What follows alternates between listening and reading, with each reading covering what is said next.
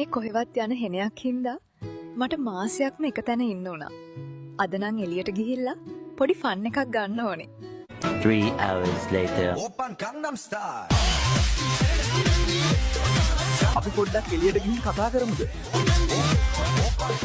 අයියෝ ඔකට අනේ දෙන්න ලැජ්ජාවෙන් ඇඹරි හිටියේ. සල්ලි එපා. මනුස්සකමනේ වටින්නේ. මමත් දැන් මාසයක්ම ගොඩක් අමාරුවෙන් හිටියේ.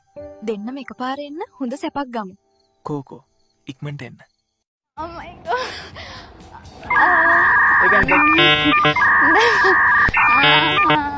අනේ ඔය එක දිග්ගයනේ. A few moments later. බුදු අම්මෝ පොලිත් වෙලා මනුස්සකමට ගහන්න දුන්න කියලා මෙහෙමත් ගහනවදානේ. උදේ වෙනකම්ම තියාගෙන ඇරියානේ. කොහොමින් හරි කමක් නැහැ. දැන් මගේ මෝල් අමාරුව හොඳ වුණානේ. නෝනේ දැන් අපේ දුව හැමදාම අපේ ගාව තියාගන්න බෑනේ.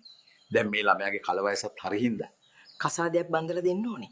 එතකොට මේ කෙල්ලගේ නෑදිච්චකම හරි අඩු වෙයිනේ. මම පත්තරේ හොඳ මංගල යෝජනා දෙක තුනකුත් බැලුවා.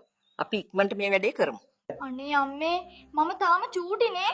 මට මොන කසාද? රෑ තිස්සේ ක්ලබ් ගානේ ගිහින් නට ඉන්නද හදන්නේ උඹ? මගේ යකා අවුස්ස ගන්න නැතුව. උඹ හෙටම ලෑස්ති වෙන්න මේ වැඩේට.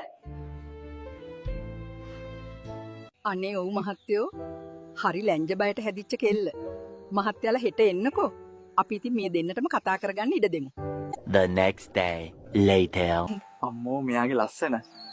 මීට කලින් ඔයාලට කොල්ලෙක්ගේ මිදලා තියෙනවද? අනේ නෑ අයියේ. අනේ ඉතින් මගේ වාසනාව තමා මේ වගේ හොඳ කෙල්ලෝ හම්බෙනවා අඩුයි හැමෝටම. ඔන්න එහෙනම් සුදු අපි අපේම වුණා. දැන් ඔයාට සතුටුයිද? නෝනේ බලන්න අපේ දූ පොඩිගේ ලස්සන බදින කොල්ලගේ වාසනාව තමයි. හොඳ නලල මලේ කෙල්ල ඇති. යන්තම් එකෙකුට පට්ටල් කරගන්න පුළුවන් වුණා.